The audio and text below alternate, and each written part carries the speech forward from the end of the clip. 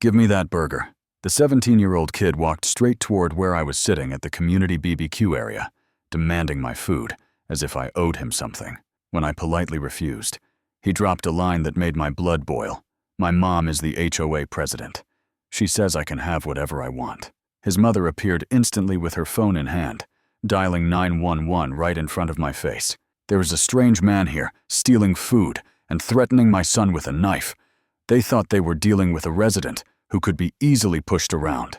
They had no idea what I was hiding in my wallet. When I pulled it out, that woman froze completely. Drop a comment and let me know where you are watching from. This story is about to explode in ways you cannot imagine. My name is Garrett Mitchell. I'm a detective with the San Diego Police Department, with 12 years on the job, specializing in fraud and financial crimes investigation. That Sunday afternoon at Meadowbrook Estates was supposed to be simple. I had just finished a 12-hour night shift, and all I wanted was a quiet meal before crashing into bed. The community BBQ area sat empty when I arrived at 12:30 p.m., which was exactly why I had booked it 2 days in advance through the official HOA app. My car was parked at the edge of the lot, angled toward the picnic tables, dash cam still running from force of habit. The lens had a clear line of sight to where I was sitting. I never thought twice about it at the time. That small detail would matter more than I could know.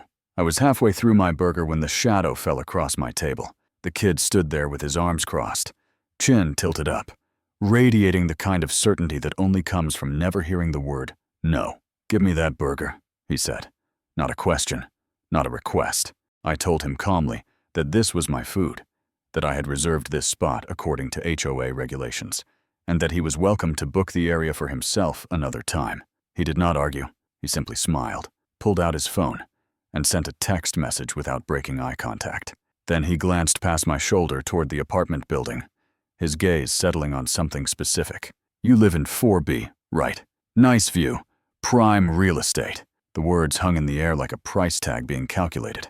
Before I could respond, he turned and walked away, still smiling, as if he had already won something I did not yet understand.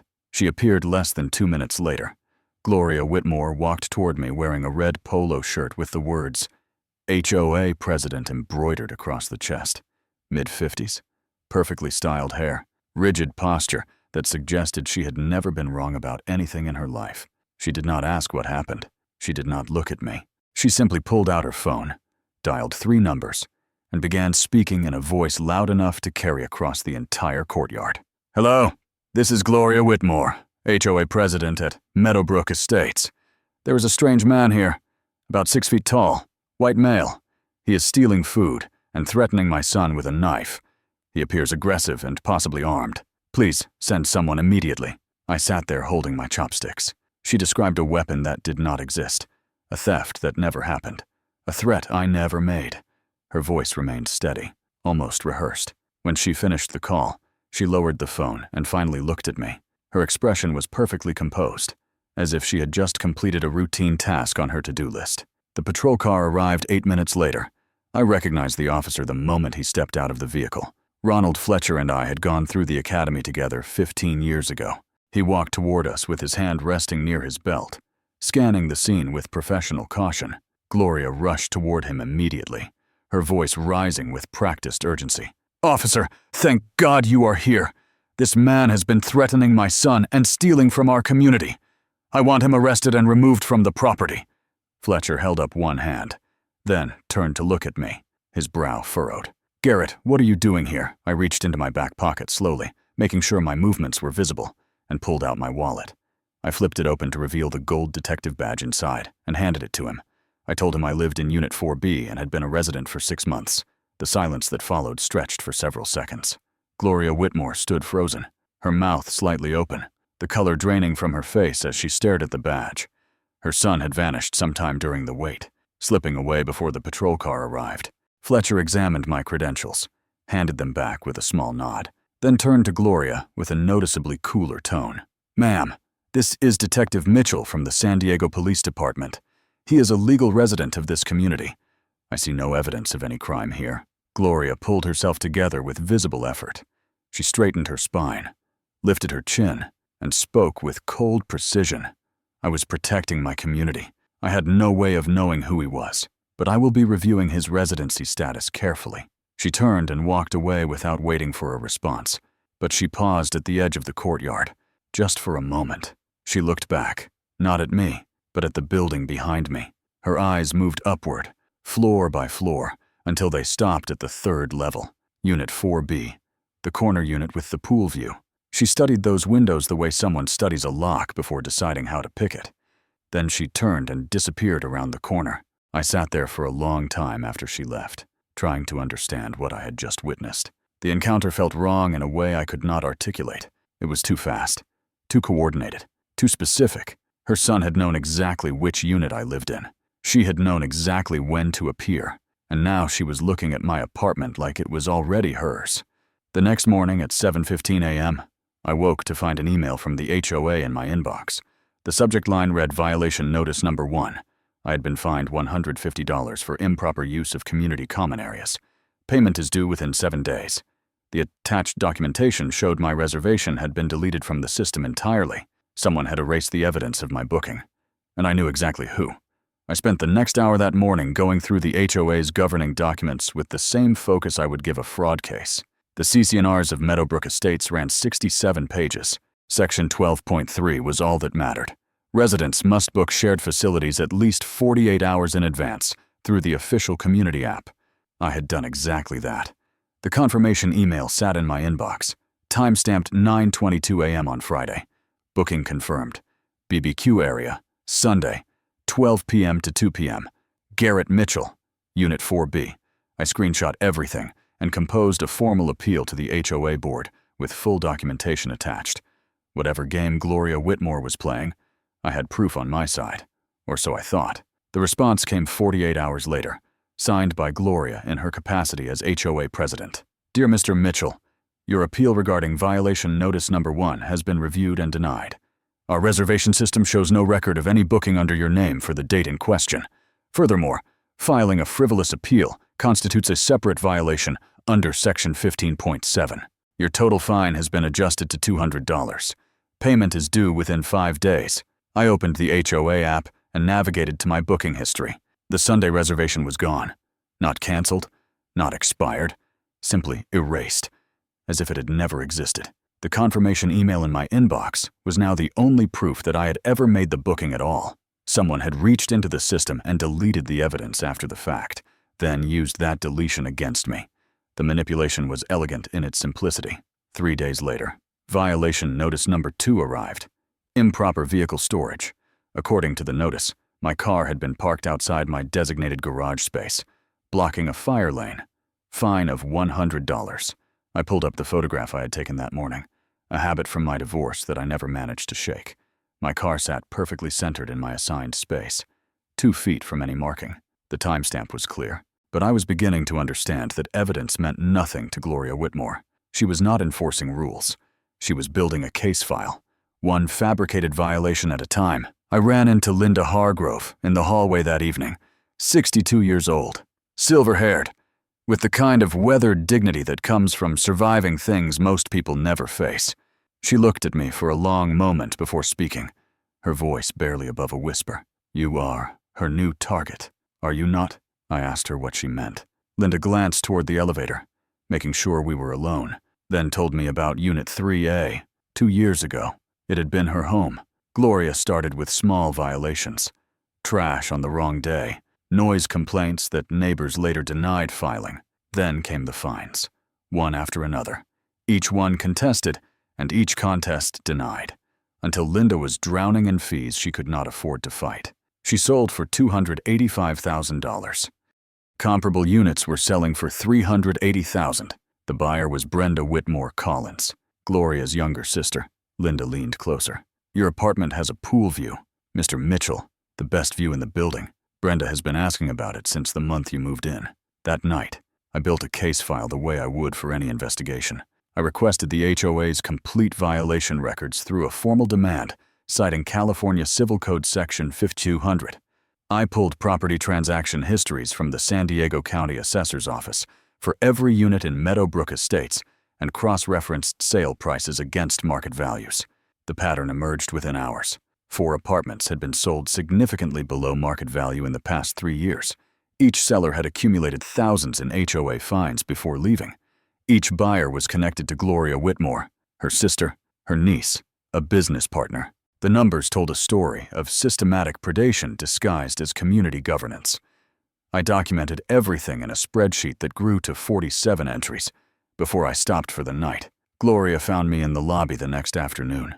She positioned herself between me and the exit, close enough that I could smell her perfume, and smiled with the quiet confidence of someone who had never lost. "Mr. Mitchell, I hear you are a police officer. How interesting. You should know that threatening an HOA president can have serious consequences for someone in your line of work. I have connections in the city government, people who take complaints about officer misconduct very seriously." She let the words hang in the air, watching my face for any reaction. I have seen this before. The certainty of power unchecked, the absolute belief that rules apply only to other people. Her eyes were predatory, almost hungry, as if she were already tasting victory. But she made one mistake. She assumed I was not prepared. I had seen her reflection in the lobby mirror 30 seconds before she approached. My phone was already recording. Every word she just said was now time-stamped and backed up to cloud storage. I gave her nothing. No argument, no defense, no visible emotion.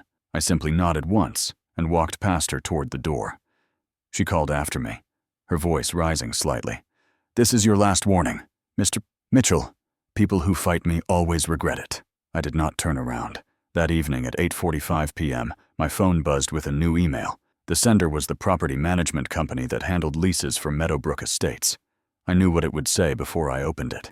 "Due to multiple violations and concerns raised by the HOA board, your lease agreement is under review for possible termination. You are required to attend a formal hearing on November 15th to present your case." I sat in my kitchen and read the message 3 times. The fines had been a warning shot. The deleted reservation had been a test.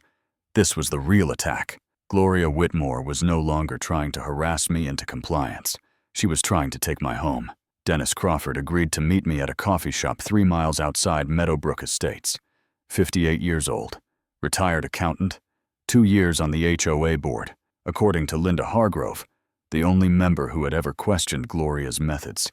He chose a table in the back corner, away from the windows, and spoke so low I had to lean forward to hear him.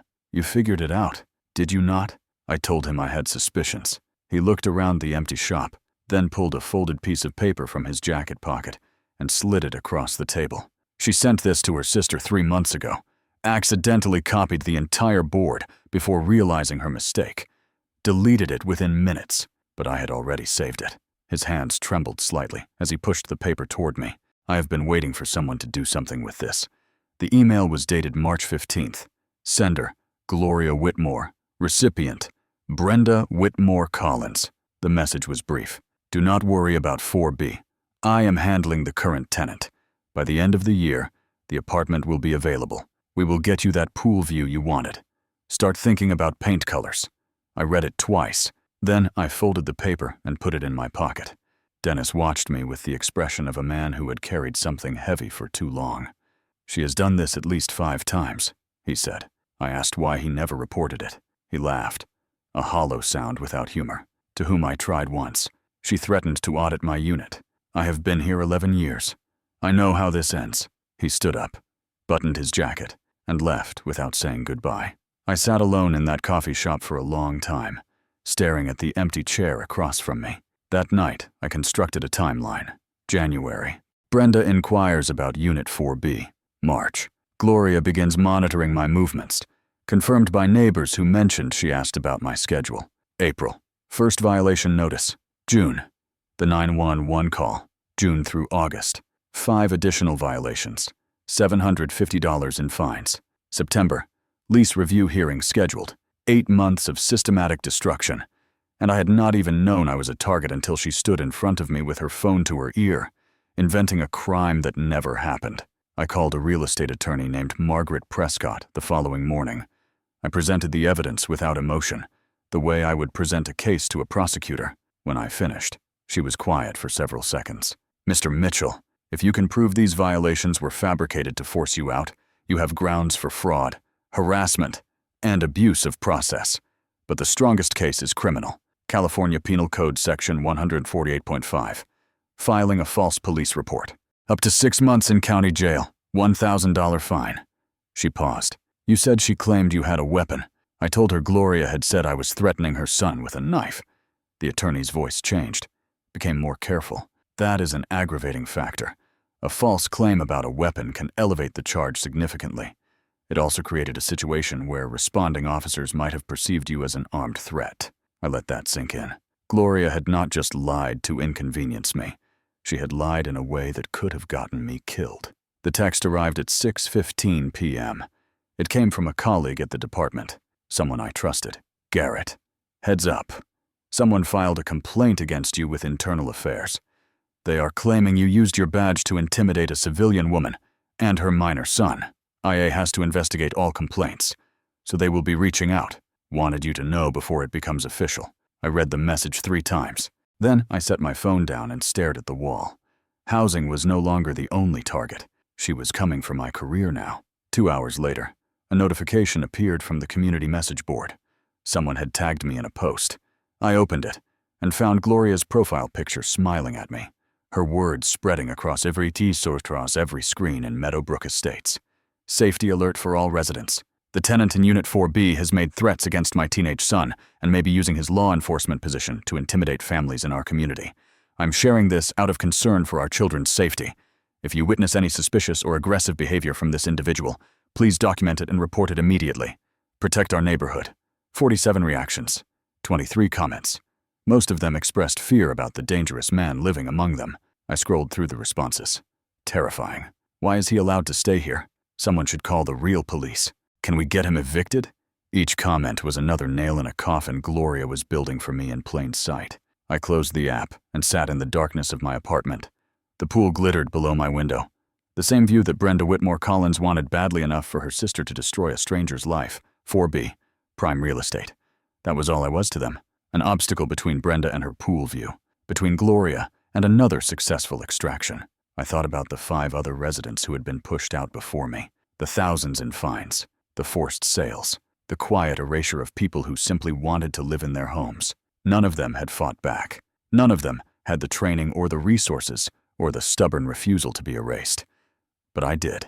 I opened my laptop and began organizing everything into a single file. The email from Dennis, the deleted reservation screenshots, the fabricated violation notices with photographic evidence disproving each one, the voice recording from the lobby, the timeline, the property transaction records, the pattern of below-market sales to Gloria's relatives. I was building something that could not be ignored, a case file that would eventually land on someone's desk with enough weight to crush everything Gloria Whitmore had constructed. She thought she was hunting me. She had no idea I was already hunting her back. The hearing was scheduled for November 15th. I had 6 weeks to prepare. By the time I walked into that room, I would have everything I needed, and she would have no idea what was coming. The community turned against me within 72 hours. Neighbors who had once nodded politely in the hallway now looked away when they saw me coming. The building manager became impossible to reach. 3 messages left. None returned.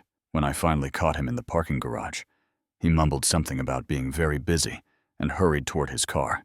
Gloria's post had done exactly what she intended. I was no longer a resident of Meadowbrook Estates. I was a threat to be avoided. On the 4th day, my phone buzzed with a message from an unknown number. I do not believe what she is saying about you, but I cannot speak publicly. She destroyed the last person who stood up to her. His name was Marcus Webb, Unit 5D. Ask around about what happened to him. Be careful. I saved the number, deleted the conversation from my visible history, and added the name Marcus Webb to my investigation file. The next morning, I drove to the San Diego County Communications Center. Internal Affairs was already investigating a complaint against me. Using department resources for personal matters would only add fuel to Gloria's accusations, so I submitted a formal public records request under the California Public Records Act, the same process any citizen could use. I requested the audio recording of the 911 call made from Meadowbrook Estates on the date of the incident. The clerk told me 10 business days. I thanked her and left. That afternoon, I finally reviewed my dashcam footage. I had been putting it off. Watching it would make the whole thing real in a way that memory alone could not. The video quality was sharp, and the angle covered most of the BBQ area. I watched myself arrive, set up the grill, and begin eating. Then Tyler appeared at the edge of the frame, walking toward me with that entitled stride. The audio picked up our conversation with surprising clarity. His demand, my refusal, his threat about his mother. I watched him send the text message that summoned Gloria, his eyes never leaving my face. 2 minutes later, she entered the frame. She did not approach me. She did not ask questions. She pulled out her phone and dialed. The recording captured every word. There is a strange man here stealing food and threatening my son. He appears aggressive. Please send someone immediately. I made it a note to compare this against the official 911 recording when it arrived. I spent the next 3 days tracking down former residents. Property records gave me names. Social media profiles gave me locations. Cold calls and careful conversations gave me stories. Catherine Marsh had lived in Unit 3A before Linda Hargrove, before Brenda Whitmore Collins claimed it. She endured 14 months of fabricated violations before giving up.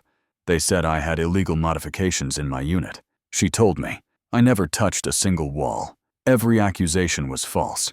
Every appeal was denied. I asked if she had kept documentation. She laughed bitterly. 300 pages of evidence that no one ever wanted to see. She agreed to share everything. Robert Castellanos was harder to find. He had lived in Unit 7C until 18 months ago. When I finally reached him, he was reluctant to speak. What Gloria Whitmore did to my family was criminal, he said, but I cannot prove it. She found out my wife's visa status and threatened to report her to immigration if I did not sell. I sold for $60,000 below market value. The buyer was Gloria's niece. I asked if he would provide a written statement. He was quiet for a long time.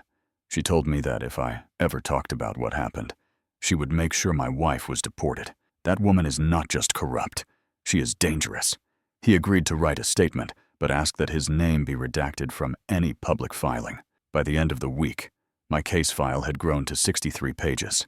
Timeline, dashcam footage with transcripts, property records showing forced sales, and family connections. Witness statements. The internal email proves premeditation. A section reserved for the 911 recording. Still pending. I backed up everything to 3 separate locations. A cloud server, an encrypted external drive, a physical copy locked in my desk at the precinct. If anything happened to me, the evidence would survive. 9 days after my records request, an email arrived from the County Communications Center. Public records request. Fulfilled. I downloaded the attached audio file and plugged in my headphones. The recording was 4 minutes and 37 seconds long. It began with the dispatcher answering and Gloria identifying herself. I listened to her describe the location, the situation, and the alleged threat. And then I heard it. The words that changed everything. He is threatening my son with a knife.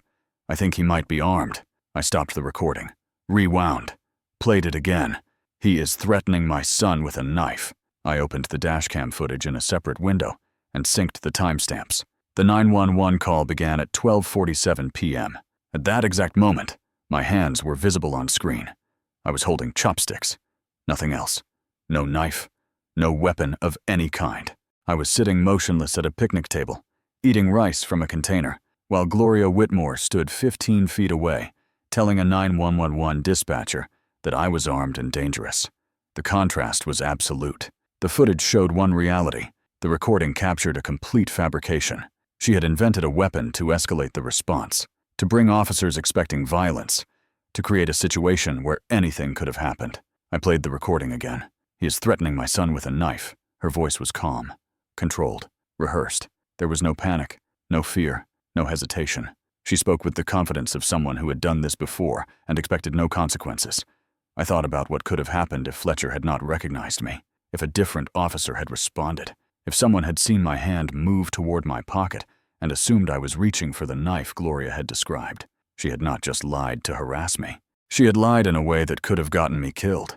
I saved the recording to all 3 backup locations. Then I sat in silence, letting the weight of what I had discovered settle into place. The dashcam footage was proof that no crime had occurred. The 911 recording was proof that Gloria had knowingly filed a false report with fabricated details about a weapon. Under California Penal Code 148.5, Filing a false police report was a misdemeanor, but false claims involving weapons were treated differently. The charge could be elevated, the consequences multiplied. What had started as harassment was now documented evidence of a felony. November 15th was still 4 weeks away. The lease review hearing that Gloria had orchestrated to drive me out of my home. She had spent 8 months building her case against me, fabricating violations, manipulating records, poisoning the community. She believed she was in control. She believed she had already won. But she did not know about the dashcam footage. She did not know I had obtained the 911 recording. She did not know that every lie she had told was now preserved in a file that grew larger every day. The hearing was supposed to be my trial. She had no idea it was about to become hers. I spent the next morning preparing 2 documents that would shift everything. The first was a formal criminal complaint to the San Diego District Attorney's Office, citing California Penal Code Section 148.15. The second was a supplemental statement to Internal Affairs. Both were built on the same foundation: the dashcam footage, the 911 recording, the knife that Gloria Whitmore invented. The criminal complaint detailed the timeline, attached the video evidence, and included a transcript of the 911 call with the fabricated weapon claim highlighted. False reports involving weapons carry enhanced penalties under California law. I requested a formal investigation and possible prosecution. 47 pages. Hand-delivered at 9:15 a.m., stamped receipt in hand. The Internal Affairs statement explained that the civilian complaint against me was part of a coordinated harassment campaign. I provided the same evidence package, plus the email from Gloria to her sister, proving premeditation, and witness statements documenting a pattern of similar behavior targeting other residents. Lieutenant Patricia Vance accepted the file with a neutral expression and told me she would be in touch. I left knowing the next few days would determine whether my career survived. Gloria found out I was building a case against her 3 days later. I never discovered exactly how the information leaked, but the response was immediate. Tuesday morning, the HOA board called an emergency session to discuss my residency status. Tuesday evening, a petition circulated demanding my removal. Wednesday night, 28 signatures. Each one represented someone who had read Gloria's posts and decided I was a danger. Thursday brought a new wave. Internal Affairs informed me they had received 3 additional complaints within the past 48 hours. Intimidation, threatening statements, stalking behavior. Each accusation is false. Each was designed to bury me under investigations that would take months to resolve. My supervisor called that afternoon. "Garrett, what the hell is going on? 4 open complaints now. People are saying you have gone off the rails." I told him I had evidence that would explain everything, and that I needed him to trust me for a few more weeks. He was quiet for a long moment. "You have always been solid, but this is getting out of control. Whatever you are doing, you'd better be right." I met with 2 attorneys that weekend. Margaret Prescott handled civil litigation. David Okonkwo specialized in criminal defense with law enforcement experience. Together, we developed a 4-part strategy. First, a civil lawsuit against Gloria for defamation, seeking $50,000 in damages. Second, a petition for a restraining order prohibiting further contact or publication. Third, a formal legal notice to the HOA board warning them that their actions violated the Davis-Sterling Act's prohibition on discriminatory enforcement. Fourth, and most critical, I would invoke my right to address the membership at an open meeting. Gloria had scheduled my lease review hearing for November 15th.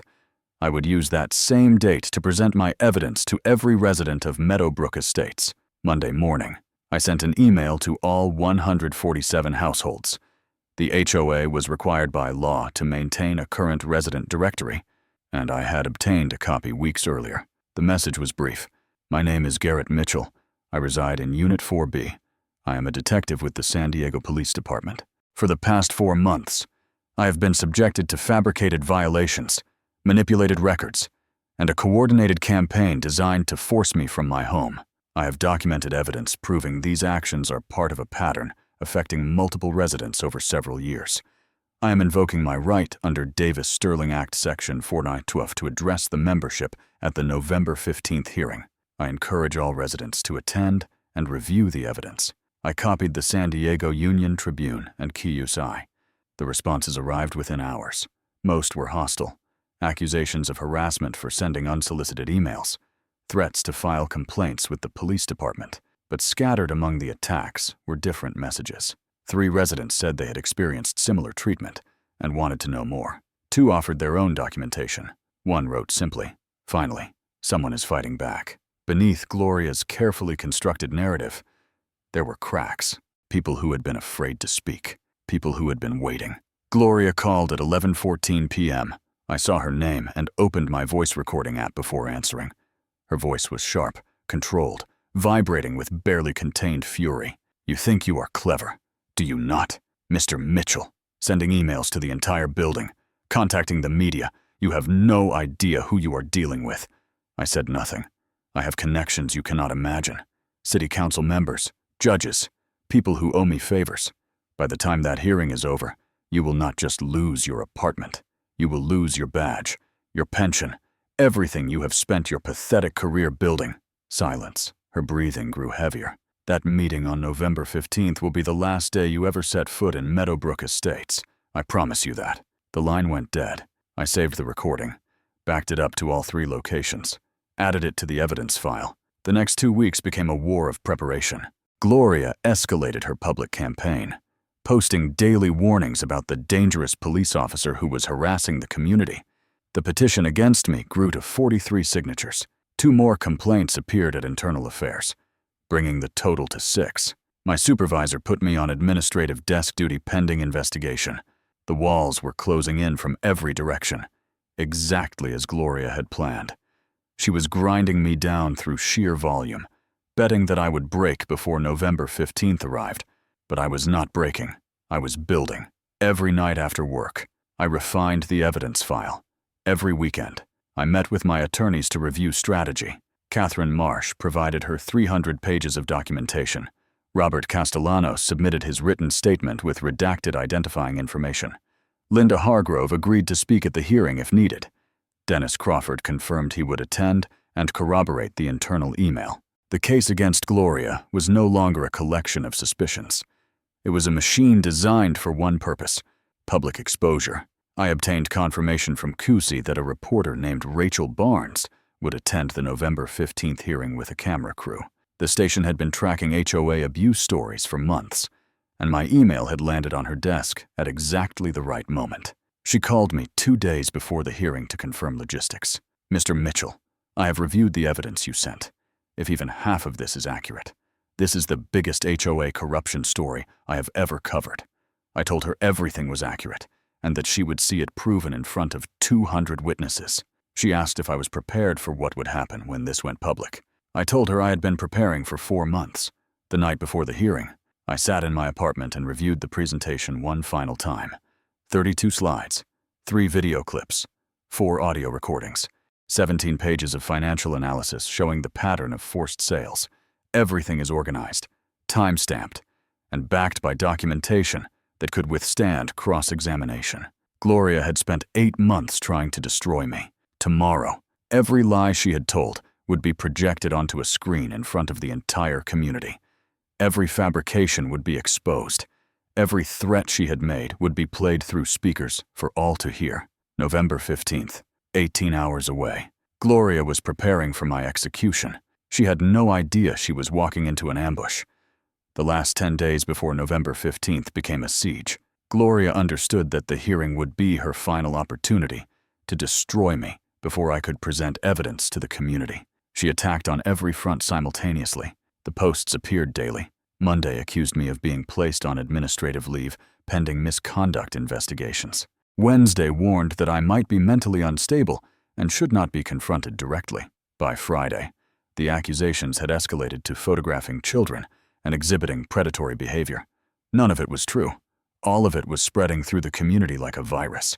The building itself turned hostile. Thursday morning, a dead rat was outside my door. Friday evening, the word predator was scratched into my car's paint. Saturday, the building manager informed me that my parking access had been suspended due to security concerns. He would not look at me when he said it. I photographed everything. I added it to the file. I waited. 8 days before the hearing, a reporter from the San Diego Union Tribune called, Karen Fitzgerald. She covered local government and community affairs. "Mr. Mitchell," I received your email about the November 15th meeting. I also received a press release from the Meadowbrook Estates HOA claiming you are a disgraced police officer terrorizing residents. Can you comment? I told her I would provide complete documentation after the hearing. I asked if she planned to attend. She said she was considering it. I told her to bring a photographer. 3 days before the hearing, Tyler Whitmore approached me in the parking garage. He looked nervous, glancing over his shoulder as if afraid of being seen. Mr. Mitchell, I need to tell you something. My mom wants me to speak at the meeting. She wants me to say you threatened me that day at the BBQ. She has been coaching me on exactly what to say. I waited. He shifted his weight. But you did not threaten me. I came over and demanded your food because she told me to. The whole thing was her idea. I asked why he was telling me this. He looked at the ground. Because I am not like her. I asked if he would say that at the hearing. His face went pale. I cannot. She has threatened to cut me off completely if I do not do what she says. College fund, car, everything. I am sorry. He walked away before I could respond. I watched him disappear around the corner. 17 years old. Caught between conscience and survival. I noted the date, time, and content of our conversation. 2 days before the hearing, Dennis Crawford sent an encrypted message. She knows I gave you the email. Someone told her. She called last night and said if I testify, she will make sure I lose my apartment the same way the others did. She is already building a case against me. Noise complaints, unauthorized guests. I asked if he still planned to attend. His response came 20 minutes later. I will be there. I am done being afraid. The morning of November 14th, the property management company confirmed the hearing would proceed. 7 p.m. Community Room B. Estimated attendance, 187 residents. The largest turnout in the building's history. Gloria had retained an attorney named Franklin Moss, a partner at a firm specializing in HOA litigation, with a reputation for aggressive tactics. She was preparing for war. I spent the final day in silence. The presentation was ready. 32 slides, 3 video clips, 17 pages of financial documentation, witness statements, the internal email. Everything is tested twice. Everything is backed up. There was nothing left to prepare, only waiting. Rachel Barnes from QUZ called at 4 p.m. Her camera crew would arrive at 6:30. She had obtained permission to film, despite Gloria's attempts to block media access. The management company's lawyers determined that open meetings fell under public accommodation rules. The cameras would be there whether Gloria liked it or not. Rachel told me she had covered dozens of these stories. This one felt different. This one felt like it was going to explode. At 5 p.m., I called my supervisor. I told him I was presenting evidence that would clear my name and expose the person responsible for the complaints against me. I told him there would be media present. He was quiet for a long time. Then he said something I did not expect. I reviewed the evidence you submitted to IA, Garrett, the dashcam footage, the recordings. I believe you. Go do what you need to do. I will handle things on this end. At 6 p.m., I put on a charcoal gray suit, the same one I wore to court when testifying in major cases. I checked the USB drive one more time. Then I stood in front of the mirror and looked at the person staring back. 4 months of attacks. 4 months of isolation. 4 months of building something that would end tonight. At 6:45 p.m., I walked across the courtyard toward Community Room B. The evening air was cool. The lights inside the building glowed yellow against the darkening sky. People were filing through the doors in clusters, voices low, faces tense. More people than I had ever seen at any gathering in Meadowbrook Estates. I stepped through the entrance. The room was nearly full. Rows of folding chairs stretched toward the back, most of them already occupied. I saw Rachel Barnes and her camera crew near the rear wall, adjusting equipment. I saw Dennis Crawford in the third row, hands clasped in his lap, staring straight ahead. I saw Linda Hargrove near the aisle, her silver hair catching the fluorescent light. She gave me a small nod as I passed. At the front of the room, a long table faced the audience. 4 board members sat behind it, papers arranged in neat stacks before them. Franklin Moss, Gloria's attorney, occupied the chair on the far right, a leather briefcase open beside him.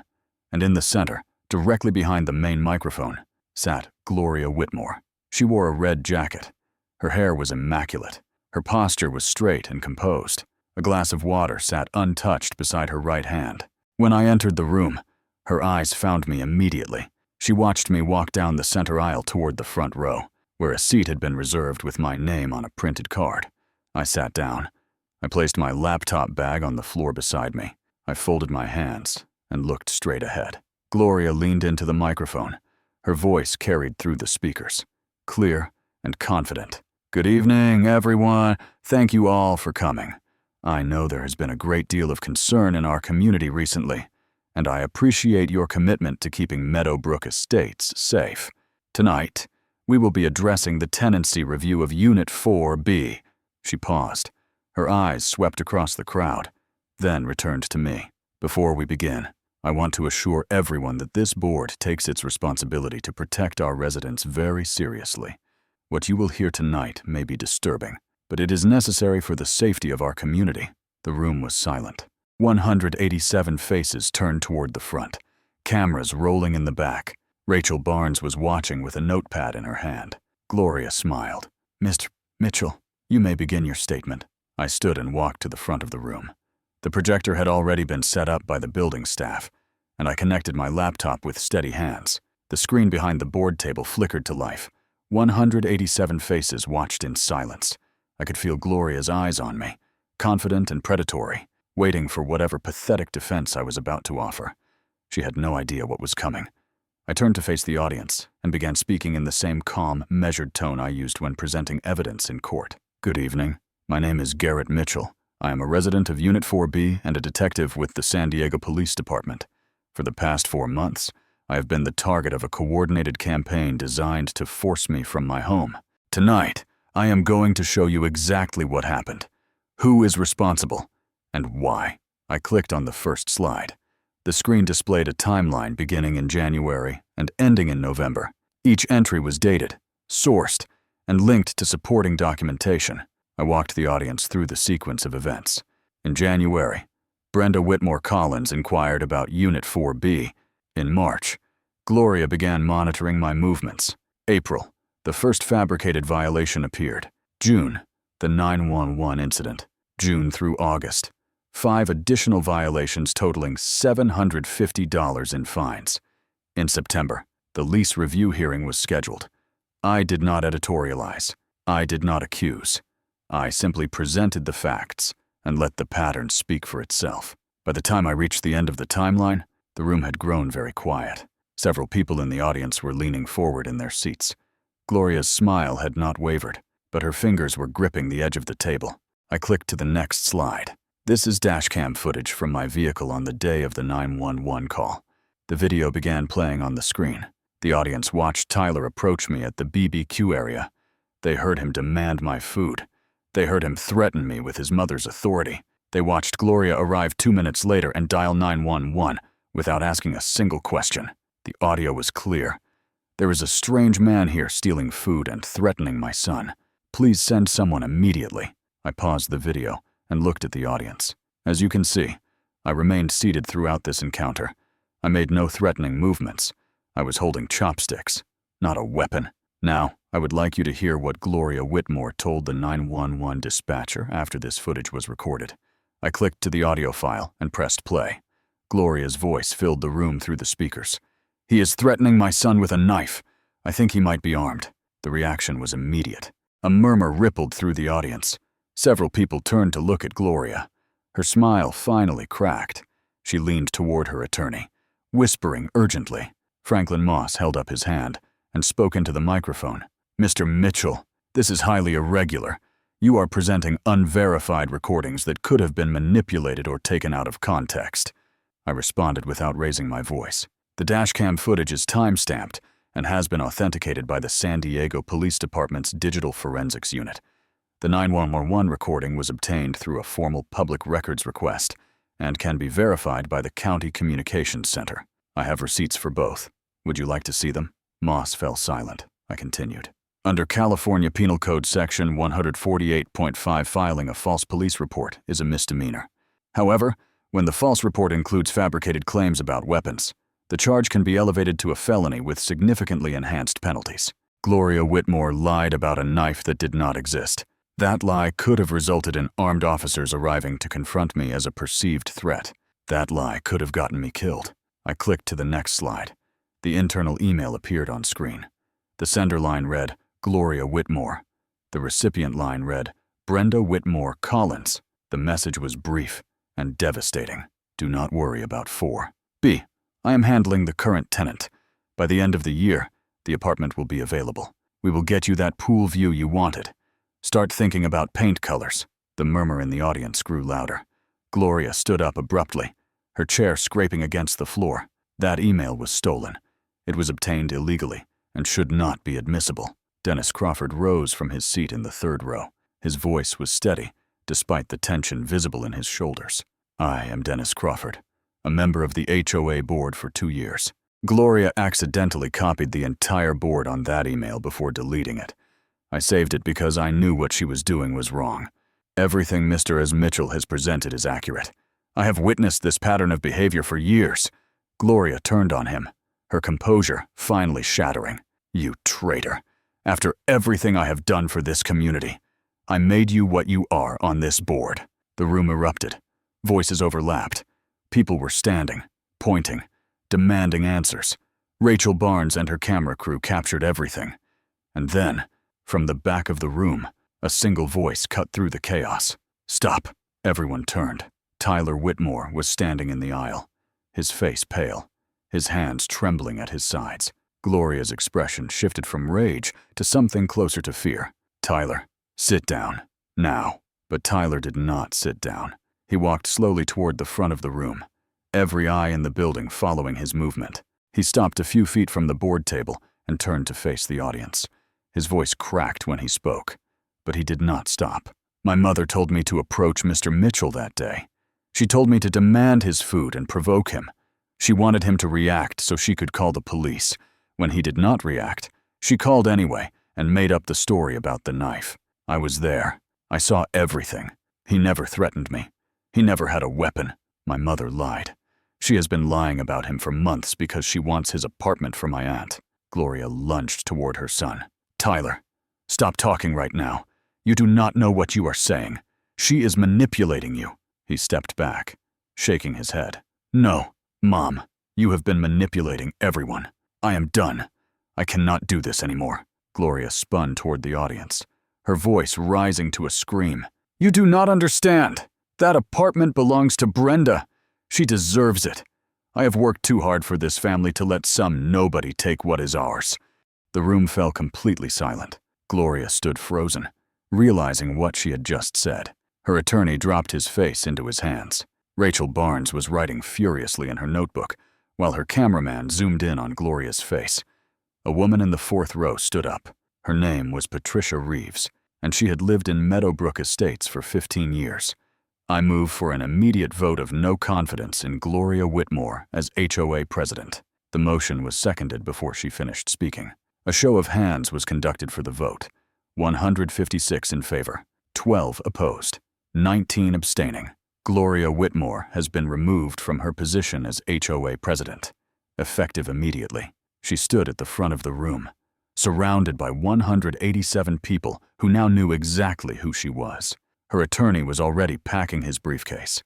Her son was walking toward the exit without looking back. Dennis Crawford and the remaining board members were conferring quietly about next steps. The cameras were still rolling. I gathered my laptop and walked toward the door. Rachel Barnes intercepted me before I reached the exit.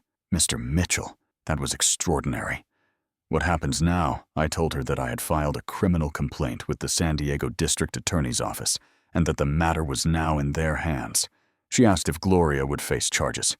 I looked back at the front of the room where Gloria still stood, alone, staring at nothing. That is not for me to decide, I said. But false police reports have consequences. So does fraud. So does harassment. The system will do what the system does. I walked out into the cool November air. Behind me, I could hear Gloria's voice rising again, arguing with someone, insisting this was all a misunderstanding. But no one was listening anymore. 3 months after the hearing, the San Diego District Attorney's Office formally charged Gloria Whitmore with 1 count of filing a false police report under California Penal Code Section 148.5. Because her report included fabricated claims about a weapon, the charge was filed as a felony rather than a misdemeanor. Her attorney negotiated a plea agreement to avoid a public trial. Gloria pleaded guilty to a single felony count, which would be reduced to a misdemeanor after 3 years of successful probation. The terms included 200 hours of community service, a $5,000 fine, and a strict no-contact order prohibiting any communication with me. She was also required to post a public apology on the same community platforms where she had spread lies about me for months. The apology was brief, legalistic, and clearly written by her lawyer, but it was public, and it was permanent. The civil lawsuit was settled 6 weeks later. My attorneys had filed claims for defamation, intentional infliction of emotional distress, and abuse of process. Gloria's insurance company reviewed the evidence, calculated the cost of a trial they would certainly lose, and offered $35,000 to make the case go away. I accepted. The money was not the point. The acknowledgement was. The settlement agreement included a clause prohibiting Gloria from ever serving in any HOA leadership position in the state of California for a period of 10 years. Her days of weaponizing community governance against vulnerable residents were over. The HOA itself agreed to refund all fines that had been levied against me, a total of $950. They also implemented new policies requiring independent review of all violation notices and establishing a formal appeals process with oversight from outside the board. Dennis Crawford was elected as the new HOA president. His first act was to send a letter to every resident acknowledging the harm caused by the previous administration and committing to transparent, fair governance going forward. Internal Affairs dismissed all 6 complaints against me within 30 days of the hearing. The investigators reviewed the dashcam footage, the 911 recording, and the evidence of Gloria's coordinated harassment campaign. Their report concluded that I had acted appropriately at all times and that the complaints had been filed in bad faith as part of an effort to discredit me. My supervisor called me into his office the day the findings were released.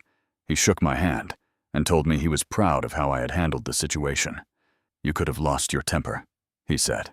"You could have made this personal. Instead, you built a case and let the evidence do the work. That is what good police work looks like." I thanked him and returned to my desk. There was nothing else to say.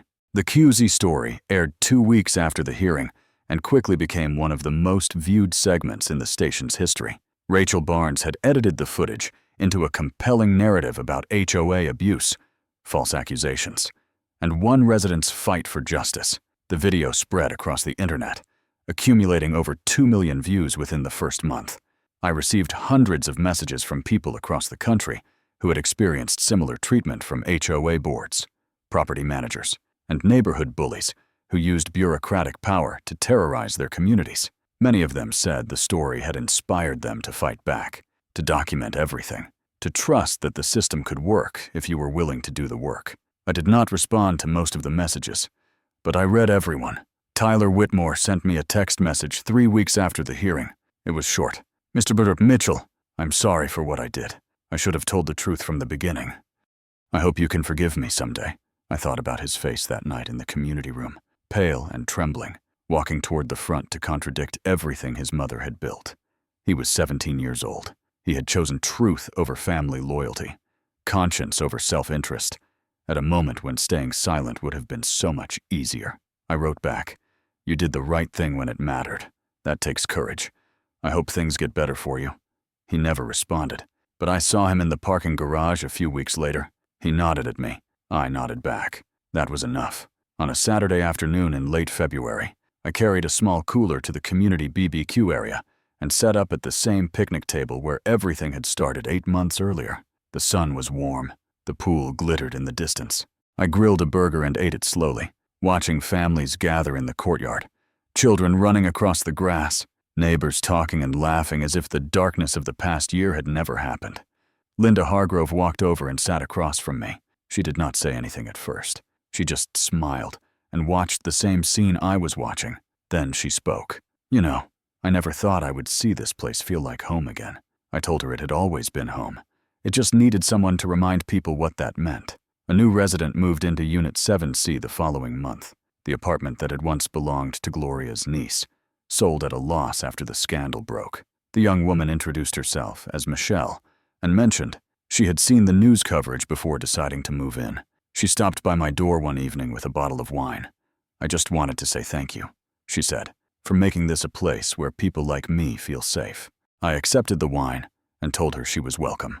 After she left, I stood at my window and looked out at the pool, the courtyard, the community that had been poisoned by one person's greed and healed by the simple act of telling the truth.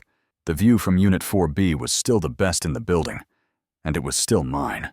One woman thought her title made her untouchable. She weaponized a 911 call, fabricated a knife that never existed, and tried to steal a home that was never hers. She did not expect her target to be a detective with a dash cam still recording. Justice was not luck. It was preparation, patience, and proof. If this story reminded you that karma always finds its way, subscribe to Karma Fence and hit the notification bell. Drop a comment sharing where you watched from today.